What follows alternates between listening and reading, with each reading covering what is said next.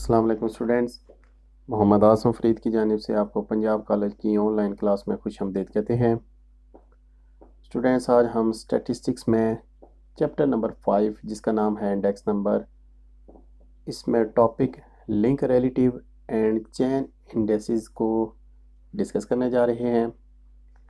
Page number 138 पे आपको easily ये टॉपिक मिल जाएगा। बुक जो हम फॉलो कर रहे हैं ये है पंजाब टेक्स्ट बुक बोर्ड की। तो स्टूडेंट्स, बढ़ते हैं अपने इस टॉपिक की जानिब और देखते हैं हमारे पास टॉपिक क्या कहता है। Students, link relative and chain indexes, इसका जो आपको बुक पे टाइटल मिलेगा इसका नाम है method of finding the average relative index number. कहता है कि with the introduction of new commodities and quality goods in the market, the taste and habits of people change over time. जब भी किसी चीज़ की मार्केट में इनोवेशन होती है, न्यू कमोडिटीज़ आती हैं, qualities of goods and services change होती हैं, लोगों के हैबिट्स और टेस्ट में चेंज आता है ओवर द टाइम, यानी कि with the passage of time उनके टेस्ट में चेंज आता जाता है। This brings change in the relative importance of the commodities. तो ये जो चेंज है आप इसको मेजर कर सकते हैं रिलेटिव फॉर्म में।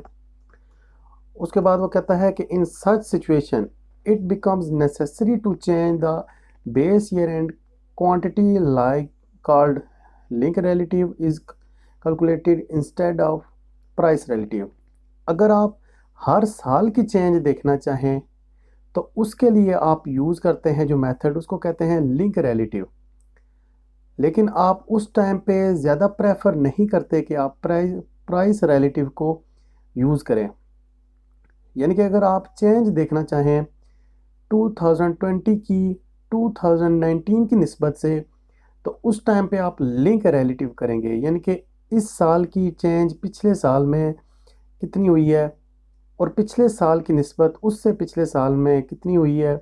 तो उस टाइम पे जो आप मेथड यूज़ करेंगे उसको कहेंगे लिंक रिलेटिव। और अगर आपने किसी फिक्स ईयर के साथ अपनी प्राइसेस को, अपने डेटा को कंपेयर करना है तो उसके लिए आप प्राइस रिलेटिव को यूज़ करेंगे। यानी कि अगर आप देखना चाहें कि अगर आपके पास किसी भी चीज़ का डेटा है, अगर मैं वीट की एग्जांपल लूँ, आप 2000 के साल के साथ उसको कंपेयर करें तो आप प्राइस रिलेटिव का डेटा लेंगे। लेकिन अगर आप हर साल आप देखें कि वीट की प्रोडक्शन या वीट की प्राइस में जितनी चेंज आ रही है उसके लिए आप लिंक रिलेटिव फाइंड करेंगे। कहता है the link relative is a quantity computed by taking the price of previous year as a base. Link relative आप इस तरह से फाइंड करते हैं, जो आपके पास प्रीवियस ईयर है उसको आप बेस रखते जाते हैं।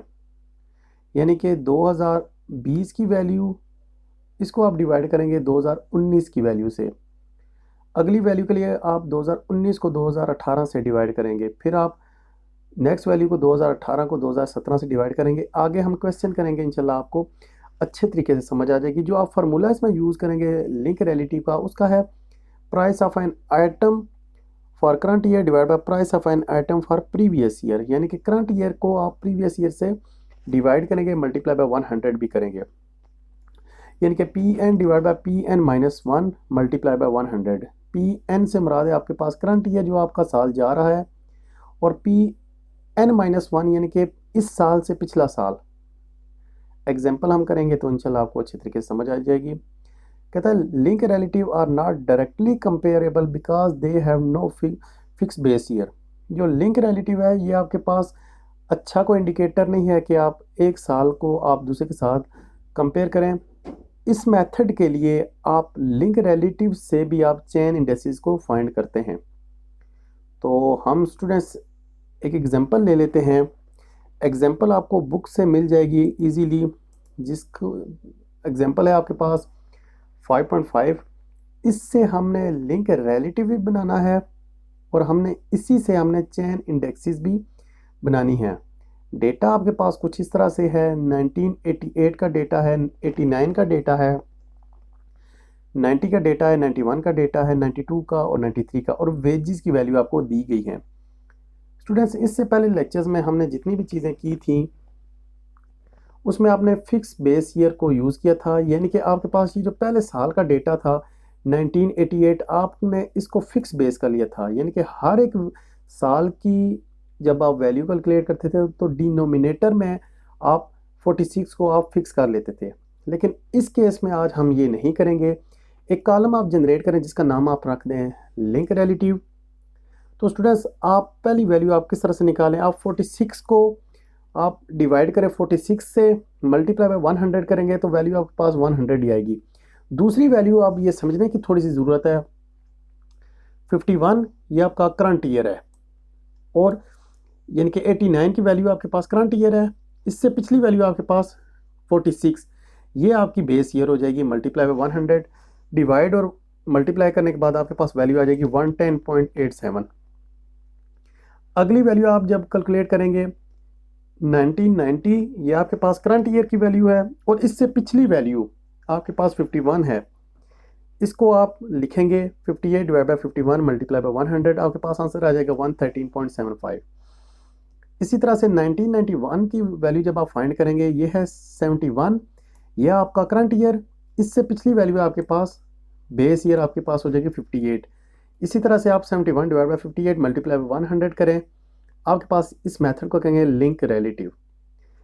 अगली वैल्यू आपके पास 71 और इससे पिछली वैल्यू है 71, 71 को 71 से डिवाइड करें, मल्टीप्लाई बाय 100 करें, आपके पास वैल्यू आ जाएगी 100, और लास्ट वैल्यू आपके पास 87 और इससे प्रीवियस वैल्यू आपके पास 71। 86 को आप 71 के साथ डिवाइड करें, मल्टीप्लाई बाय 100 करेंगे, आपके पास वैल्यू आ जाएगी 121। स्टूडेंट्स, प्राइस रिलेटिव और लिंक रिलेटिव, इसमें डिफरेंस यही है कि प्राइस रिलेटिव में आप एक ख़ास ईयर को आप फिक्स बेस कर लेते थे, यानी कि इस 46 को एक दफ़ा बेस कर लिया फिक्स में, 46 46 46 46 46 आप इसी तरह से इसको लिखते जाएंगे। लेकिन जब आप लिंक रिलेटिव करेंगे, आप हर साल को पिछले साल के साथ डिवाइड करेंगे, 51 divide by 46, 58 divide by 51, 71 divide by 58, 71 divide by 71, 86 divide by 71। तो इस मेथड को हम कहेंगे लिंक रिलेटिव।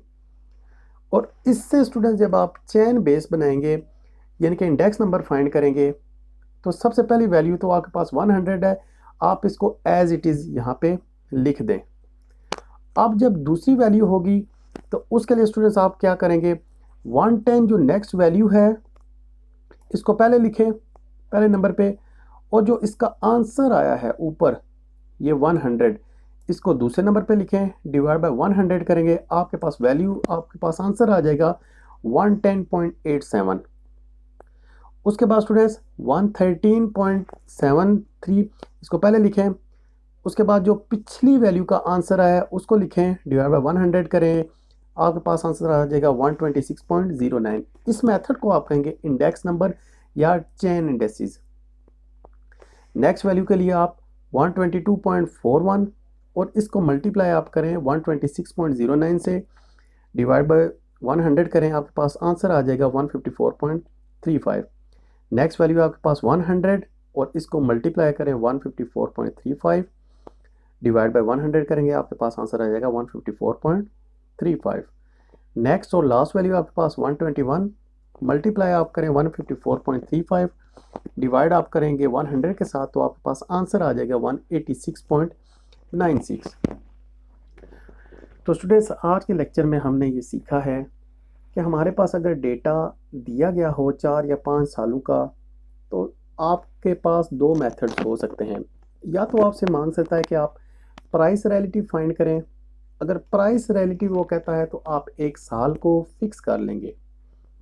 फिक्स करने से मुराद ये है कि डिनोमिनेटर जो है आपके पास वो फिक्स वैल्यू हो जाएगी, उसी से आप डिवाइड करते जाएंगे। दूसरा मेथड ये है कि आप हर साल को पिछले साल के साथ कंपेयर करते जाएं। जब आप हर साल को पिछले साल के साथ कंपेयर करेंगे तो आप करंट ईयर को पिछले साल की वैल्यू यानी कि प्रीवियस ईयर के साथ डिवाइड करते जाएंगे और मल्टीप्लाई बाय 100 करेंगे, आपके पास लिंक रिलेटिव आ जाएगा।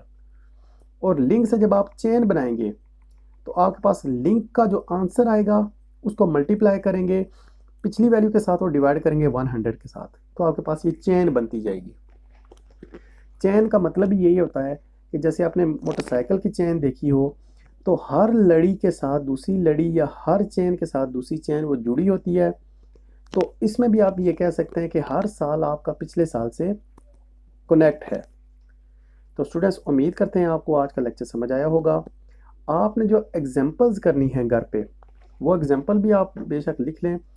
आपने एग्जांपल घर में करनी है जो आपकी 5.14 है, 5.15 है, 5.16 है और 5.17। ये 4 एग्जांपल्स हैं।